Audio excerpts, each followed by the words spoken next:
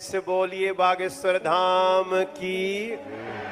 दोस्तों, मध्य प्रदेश के छतरपुर जिले के ग्राम गढ़ा में स्थित श्री बालाजी के प्रसिद्ध तीर्थ स्थल बागेश्वर धाम के युवा संत धीरेन्द्र कृष्ण शास्त्री आज किसी पहचान के मोहताज नहीं है। आए दिन बागेश्वर सरकार के पास नेताओं का जमावड़ा लगा रहता है। इसी कड़ी में प्रधानमंत्री नरेंद्र मोदी जी का भी नाम शामिल, जो कुछ दिनों पहले ही दर्शन करने छतरपुर के बागेश्वर धाम आए थे।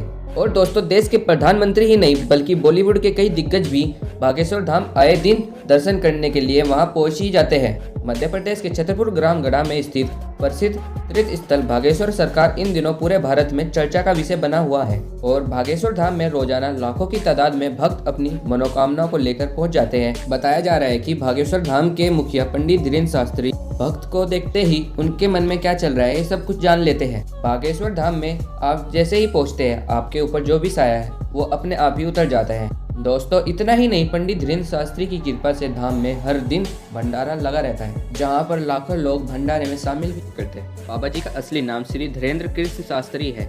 ये मध्य प्रदेश के रहने वाले हैं और जिस बागेश्वर सरकार की बात करते हैं वो भी मध्य प्रदेश के छतरपुर जिले के गंज कस्बे में बालाजी का एक पुराना मंदिर है, जहां इन बाबा जी की फैमिली पिछले 3 पीढ़ियों से पूजा करती आ रही है। बाबा जी ने बताया कि उनके दादाजी का नाम श्री भगवान दास था, जिन्हें बाबा श्री सेतुलाल के नाम से भी जाना जाता था। वो एक संत थे और निर्मोही अखाड़े से जुड़े हुए थे और इसी बालाजी के धाम में बाबा जी इसी तरह ही एक दिव्य दरबार चलाते थे, जिसमें लोगों को अपनी समस्या से छुटकारा दिलाते थे। लोग उनके पास दूर दूर से आते थे और अपनी समस्या बताते थे। धीरेन्द्र शास्त्री अपने दादाजी को अपना गुरु मानते थे और 9 साल की उम्र में ही उन्होंने अपने दादाजी के साथ उस मंदिर में सेवक शुरू कर दी। उस समय इंटरनेट तो नहीं होया करते थे, इसलिए उनके दादाजी गुमनामी में खो गए। लेकिन जब धीरेन्द्र शास्त्री जी ने दरबार को संभाला तो उनके भक्तों ने उनका वीडियो बना लिया और सोशल मीडिया पर अपलोड कर दिया। देखते ही देखते बाबा जी सोशल मीडिया पर छा गए और धीरे धीरे उनके फॉलोअर भी बढ़ने लगे थे और उनकी पॉपुलैरिटी देश विदेशों तक पहुंच गई। हाल ही में धीरेन्द्र शास्त्री ब्रिटेन रहे और वहां उन्होंने ब्रिटेन सांसदों और भारतीय समुदाय के बीच प्रवचन भी दिए।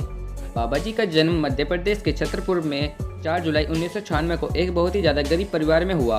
उन्होंने अपनी 12वीं तक की पढ़ाई अपने गांव में ही पूरी की। उसके बाद बीए उन्होंने प्राइवेट की और बीए खत्म होने के बाद अपने दादाजी के साथ दिव्य दरबार संभालने लगे। बागेश्वर धाम में मंगलवार को अर्जी लगती है। अर्जी लगने के बाद लोग लाल कपड़े में नारियल बांधकर अपनी मनोकामना को बोलकर उस नारियल को एक स्थान पर बांध देते हैं और राम नाम जपते हुए मंदिर की 21 परिक्रमा लगाते हैं। यहाँ पर आपको लाखों की संख्या में नारियल बंधे हुए मिल जाएंगे।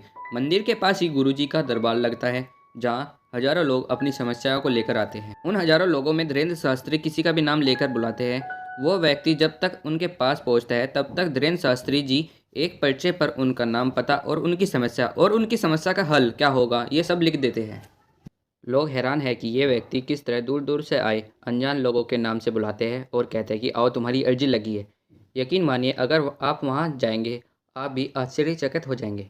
इतना ही नहीं, धीरेन्द्र शास्त्री लोगों को ये भी बताते हैं कि उनकी समस्या क्या है, कितनी है और कब से है, वो कैसे दूर होगी। दोस्तों, कई मीडिया चैनल वालों ने भी इस बात की खूब पड़ताल लगाई कि इस बात के पीछे क्या रहस्य है। आखिर ये बाबा लोगों की समस्या कैसे जान लेते हैं, या फिर क्या इन बाबा जी में सच में दिव्य शक्ति है। लेकिन इन बाबा जी के पास दूसरों के मन की बात जानने की जो कला है, इस रहस्य को कोई भी पता नहीं लगा पाया है। बाबा जी का लोगों की समस्या बताने तक तो ठीक था, लेकिन आजकल बाबा जी लोगों के भूत प्रेत जिन भी उतारने लगे हैं। उनका कहना है कि उनके पास एक सेनापति है जो किसी को दिखाई नहीं देते और उनको भूत भगाने में मदद करते हैं।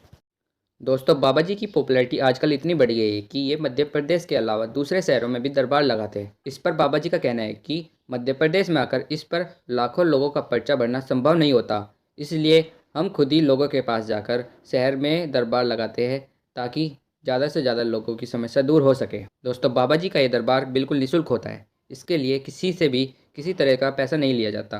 बाबा जी का कहना है कि मंदिर में जो पैसा इकट्ठा होता है उससे हम बच्चों की शिक्षा और शादियाँ करवाते हैं।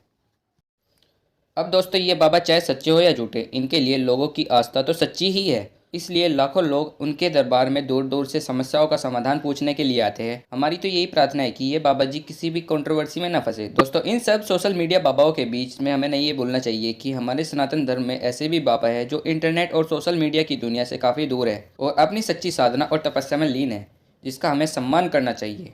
दोस्तों इस बागेश्वर धाम वाले बाबा जी के बारे में आपका क्या कहना है, हमें कमेंट बॉक्स में ज़रूर बताना। और साथ ही अगर आपके मन में कोई समस्या विचार हो तो एक बार बागेश्वर धाम जरूर जाए। दोस्तों वीडियो पसंद आई तो इस वीडियो को लाइक शेयर और कमेंट करना ना भूलें और साथ ही हमारे चैनल को सब्सक्राइब जरूर कर लें। धन्यवाद दोस्तों।